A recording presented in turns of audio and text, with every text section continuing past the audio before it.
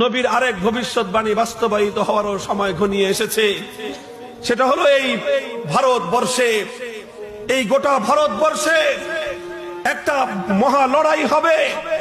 অনেকবার হয়েছে ভারতবর্ষে ঈমান আর কুফরের লড়াই, হক আর বাতিলের লড়াই। অনেক হাদিসের আভাস চূড়ান্ত আরেকটা লড়াই হবে। সেই লড়াইয়ের এক পক্ষে তারা থাকবে যারা ঈমানে বিশ্বাসী, আরেক পক্ষে তারা থাকবে যারা শিরককে বিশ্বাস করে।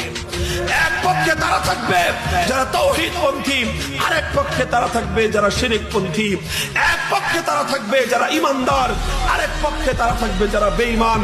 এক পক্ষে তারা থাকবে যারা গরুর দুধ খায়, আরেক পক্ষে তারা থাকবে যারা গরুর মুখ খায়। ইনশাআল্লাহ এটা নবীর হাদিসের আভাস পাওয়া যায়, এবং এটাও পাওয়া যায় সেই চূড়ান্ত লড়াইয়ে বিজয় হবে তাদের যারা গরুর দুধ খায়।